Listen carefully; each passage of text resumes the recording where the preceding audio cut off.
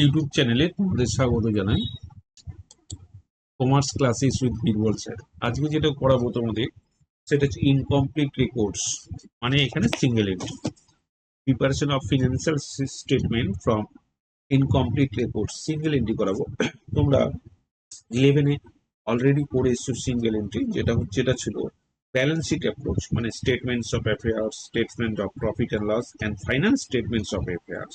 তোমরা এখানে কি করবে, বিকমে তোমাদের এটাও আছে, তার সাথে সাথে ব্যালেন্স শিট অ্যাপ্রোচ ছিল 11-এ, ওটাও আছে এখানে, কিন্তু এটা মাইনর পার্ট, এখান থেকে আসে না সাধারণত। যেটা তোমাদের করতে হবে সেটা হচ্ছে ট্রানজাকশনাল অ্যাপ্রোচ বলতে পারি, বা কনভার্সন অ্যাপ্রোচের অঙ্ক আমরা যেটা দিয়েছি সেটাই বিকম সিউতে কিন্তু বহুবার এসছে। 99% চান্স এই পদ্ধতিতে আসার। হ্যাঁ, কনভার্সন মেথড বলতে পারি, বা এটাকে ট্রানজাকশনাল অ্যাপ্রোচ বলতে পারি। যাক, আমরা এখন যেটা আছে সেটা আমাদের মূল বিষয়, যে অঙ্কটা কিভাবে সলভ করব। এটা দেখো সিউ বিকমে 2014 সালে এসেছিল, এই অঙ্কটা সলভ করব। এখানে তোমাদের কি কি করতে হবে, trading and profit and loss account করতে হবে। তোমরা trading and profit and loss account sole proprietorship বিজনেসের ক্ষেত্রে করেছিলে, ফাইনাল অ্যাকাউন্ট যখন করেছিলে, কিন্তু এখানেও ফাইনাল অ্যাকাউন্ট করতে হবে। সেটা হচ্ছে ট্রানজাকশনাল অর কনভার্সন মেথডে, মানে সিঙ্গেল এন্ট্রি অ্যাপ্রোচের যেটা আছে সেটা করবো। তাহলে প্রথম কাজ হচ্ছে আমাদের যে এখানে সিঙ্গেল ফাইনাল অ্যাকাউন্ট করতে হবে কনভার্সন মেথডে, সিঙ্গেল এন্ট্রি। তাহলে এখানে দেখো কি করবে, প্রথমে ছকটা কেটে নাও তোমরা।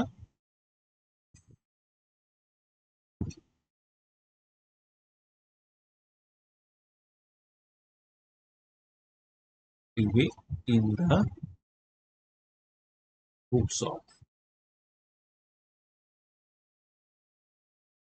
Trading account, trading and profit and loss account for the year ended 31/12/26। কেমন?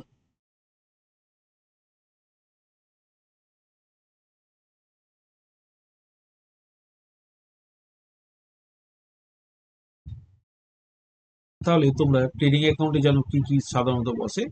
ট্রেডিং অ্যাকাউন্টে আমরা কি লিখি, প্রথমে to opening stock, to opening stock, তুমি এটা পেয়ে যাবে। দেখো এই ইনফরমেশন থেকে পেয়ে যাবে ওপেনিং স্টক আছে কত, স্টক এন্ট্রির যেটা সেটা ওপেনিং স্টক 16,000।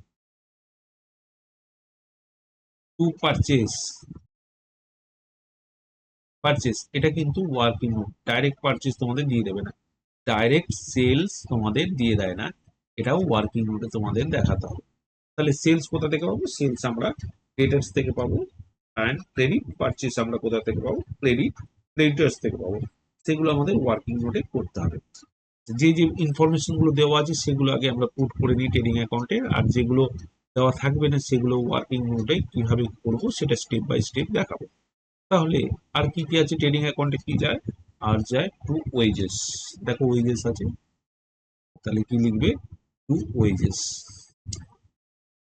ওয়েজেস কি লিখবে বলো, to wages, to wages,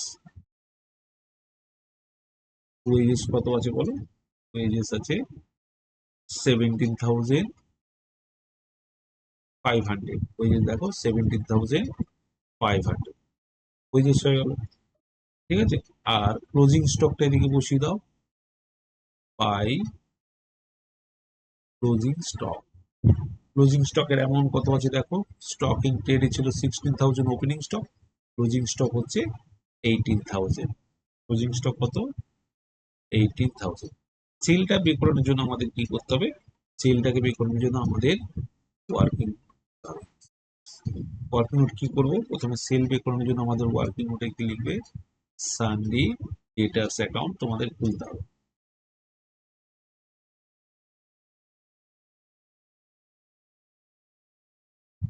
Sunday ডেটার্স কি ব্যালেন্স, সানডে ডেটার্স যেহেতু অ্যাসেস্ট, কারেন্ট অ্যাসেস্ট সবসময় ওপেনিং ব্যালেন্স ডেবিট হয়, ব্যালেন্স ডেবিট, ক্লোজিং ব্যালেন্সটা ক্রেডিট হবে, by balance CD, opening balance and closing balance.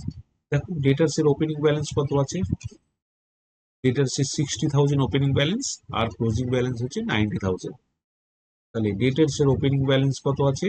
60,000, 60,000 আর কত? 90,000। আর কি আছে? আর আছে, দেখে নেবো আমরা আর কি কি আছে। Receive from debtors 80,000, receive from debtors 80,000। তাহলে ডেটার্স এর কোন দিকে হয়? ডেটার্স এর আমাদের ক্রেডিট সাইডে হয়। Cash or bank, cash or bank. কত টাকা? ডেটার্স এর কত টাকা বলো? ডেটার্স এর 80,000 আমরা পেয়েছিলাম, তাই তো? 80,000 লিখবো। আচ্ছা, এখানে একটা কথা বলি, সানডে ডেটার্স এর ক্রেডিট দিকে কেন ক্যাশ লিখলাম? মানে রিসিভ ফ্রম ডেটার্স এ যেটা কালেকশন করলাম আমরা ডেটার্স থেকে, সেটা আমরা কেন এই সাইডে লিখলাম, ক্রেডিট সাইডে লিখলাম কেন?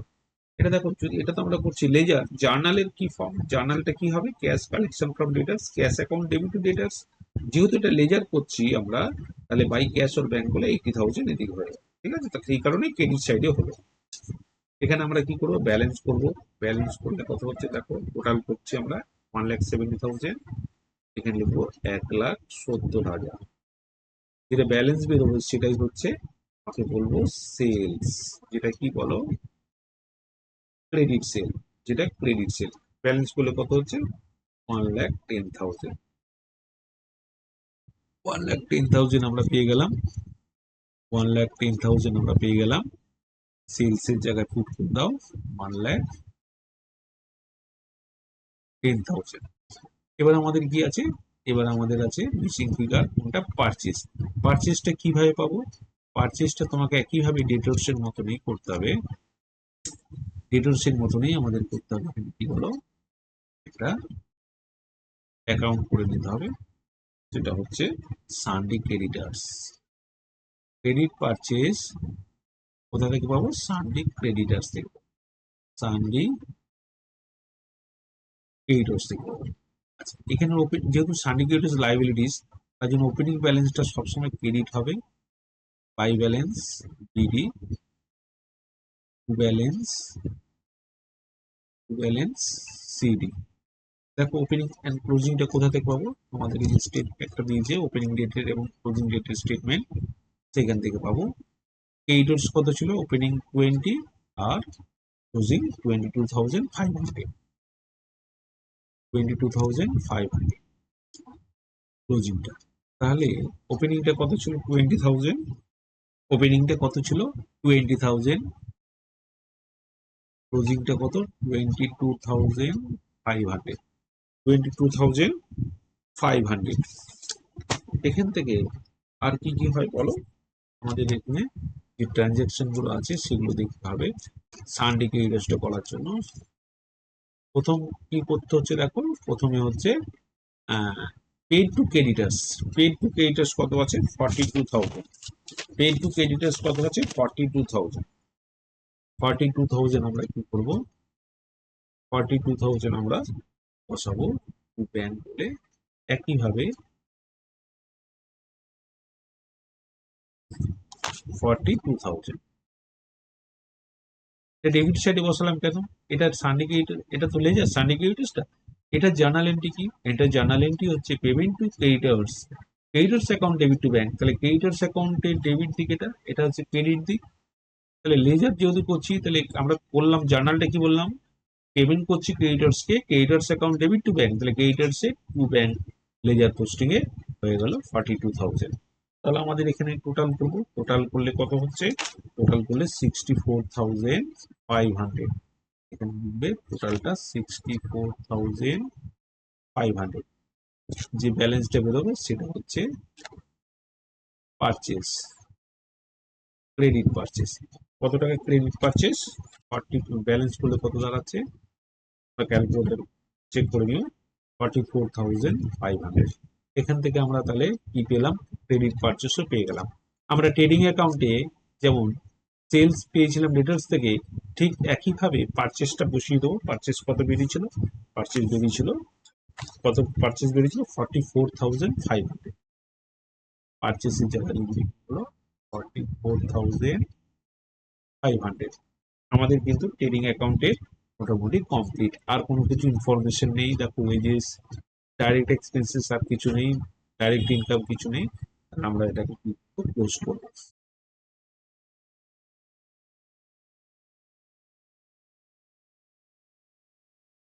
ক্লোজ করলে টোটাল কত হচ্ছে?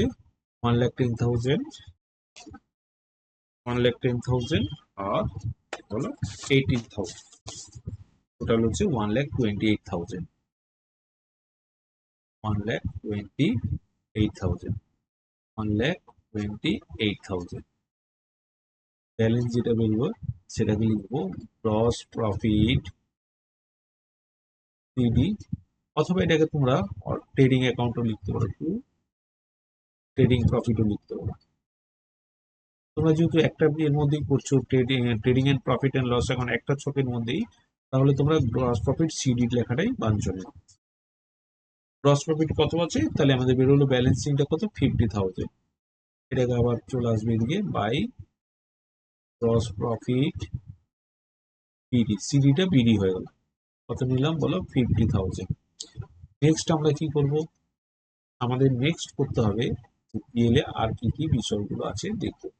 পিএলএ আর কোন কোন বিষয়গুলো কনসিডার করা হয় এখানে। দেখো, আমাদের ট্রানজ্যাকশনটা দেখবো কি কি আছে।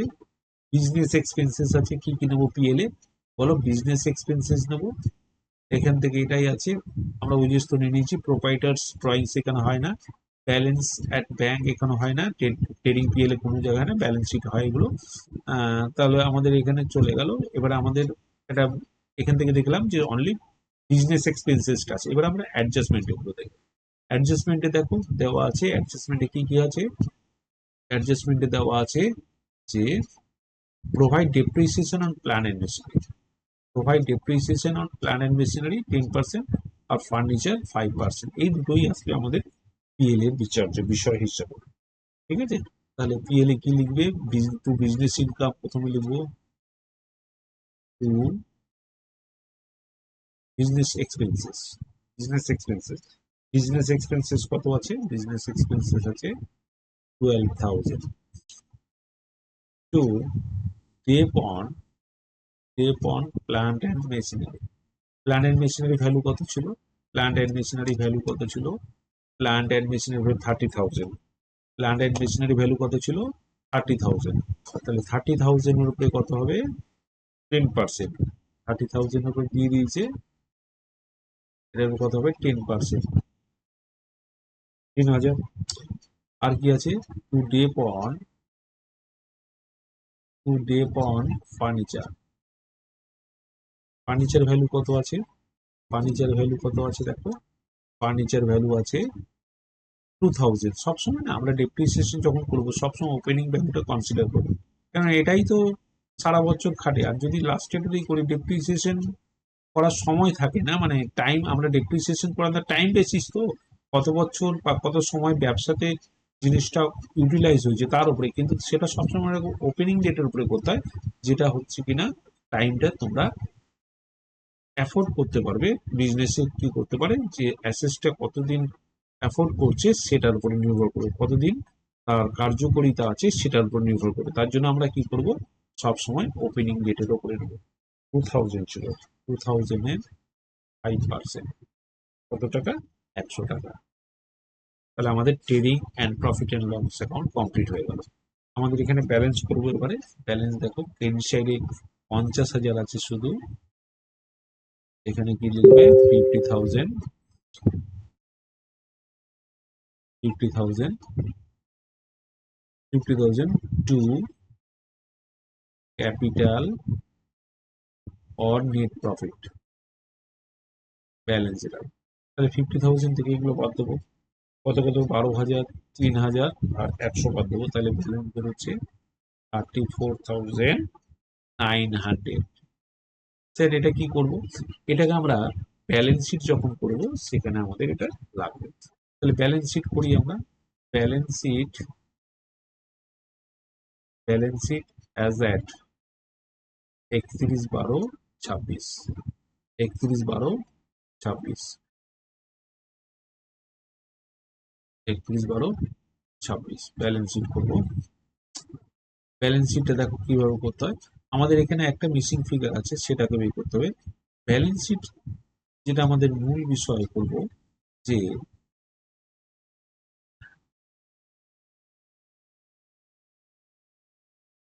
liabilities assessed,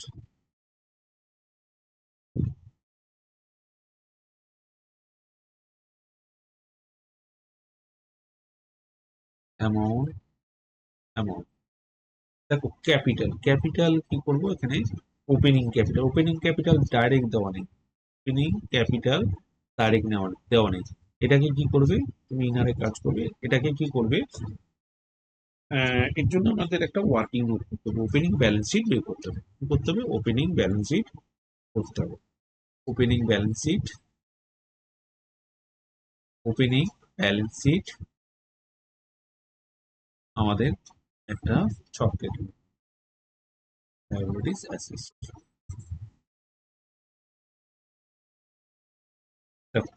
আমাদের ওপেনিং ব্যালেন্স শিটে কি কি আছে বিষয়গুলো, সেগুলো কোথা থেকে পাবো, একটা স্টেটমেন্ট দিয়েছে, সেই ওপেনিং স্টেটমেন্ট থেকে আমরা সাধারণত এটা পেয়ে যাব।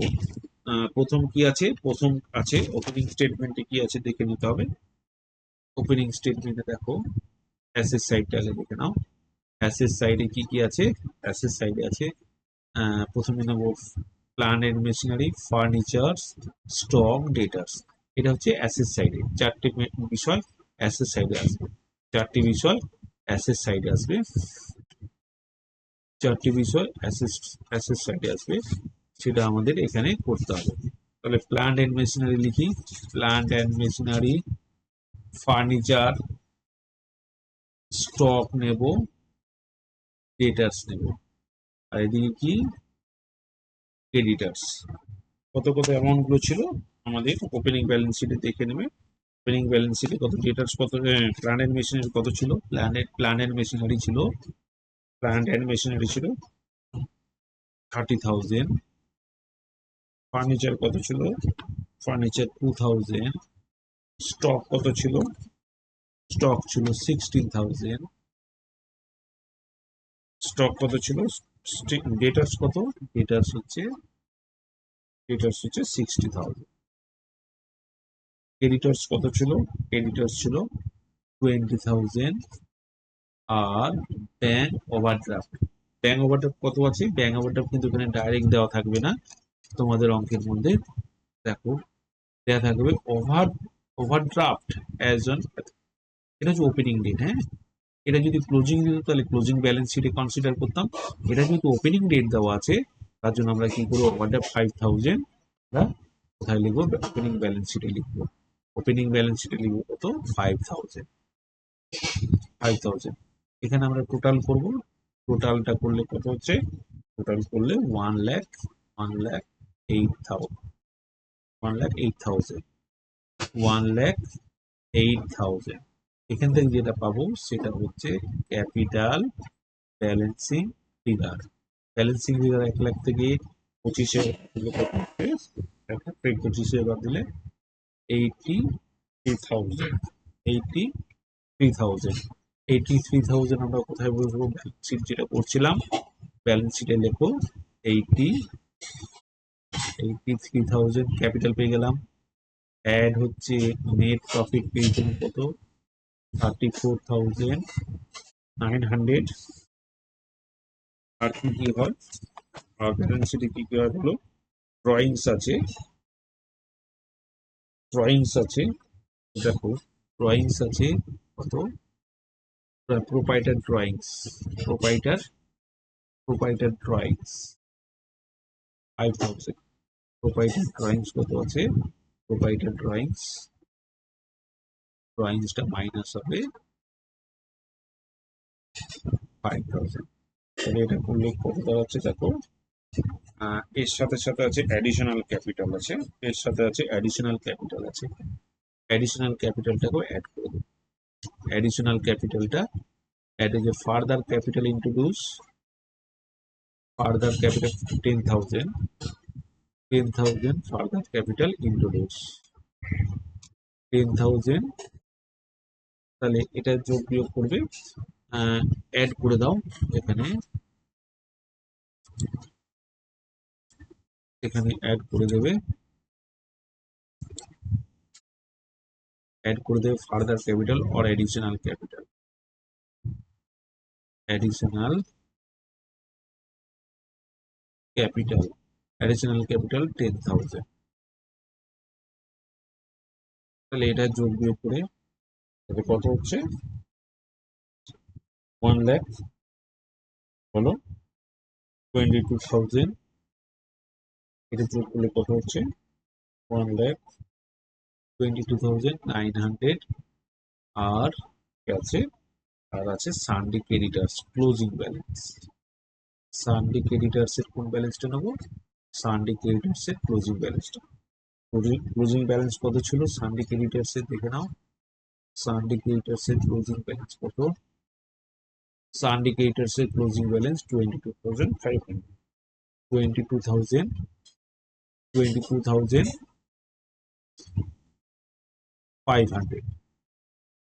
ঠিক আছে, আমাদের তাহলে কোন সাইডটা হলো? আমাদের অ্যাসেট সাইডটা কমপ্লিট হয়ে গেল।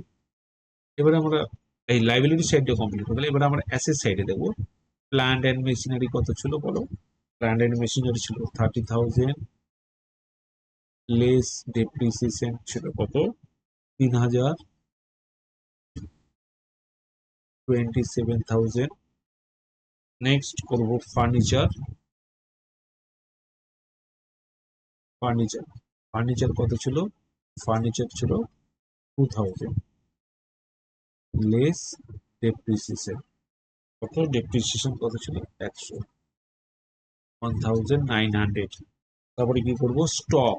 স্টক মানে ক্লোজিং স্টকটা নেবো, ক্লোজিং ডেট এটা। স্টক ক্লোজিং ডেট এটা কত? ক্লোজিং ডেটে কত ছিল? 18,000, 18,000।